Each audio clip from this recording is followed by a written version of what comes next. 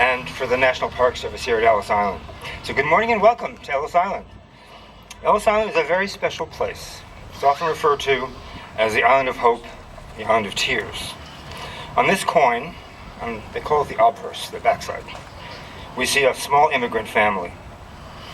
They are stand-ins for the 12 million who pass through these halls on their way to a new life in America. They're full of hope.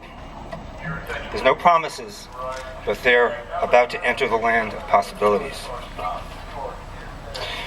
Also, beyond this family, can you see, well, if the boat weren't there, you'd see the building that is on that coin. It'll leave, you'll see it, and you'll walk there later.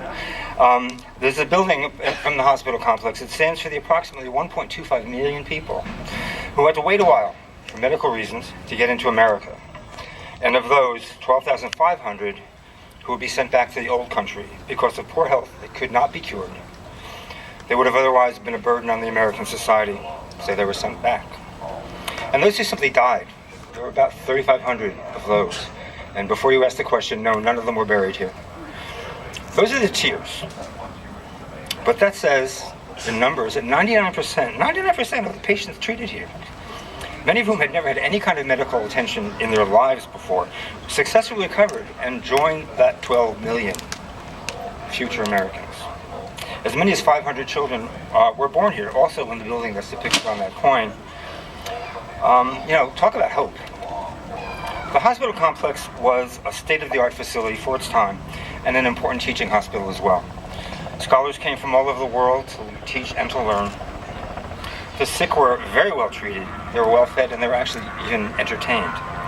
And in many cases, healthy family members accompanied them, and they were also well treated. It was a welcome to America. This is a vitally important component of the Ellis Island story. This is why the quarter is so important to us, because it's an instrument for raising awareness of this wonderful resource. There's a long way to go before we get to the full preservation of the hospital complex, a very long way. And the people who have taken the lead in that effort are our partners at Save Ellis Island.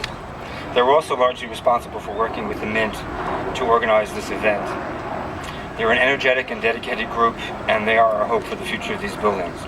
You can learn more about them and how you can help at their website, saveellisisland.org.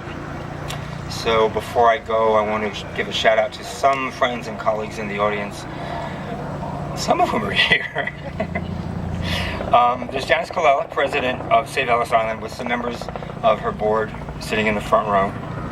We have Assistant Commissioner Rich Bormesian of the New Jersey Department of Environmental Protection, along with Mark Texel, director of the New Jersey Division of Parks and Forestry, and our good friend and neighbor, Rob Rodriguez, superintendent of Liberty State Park, just that way to the west.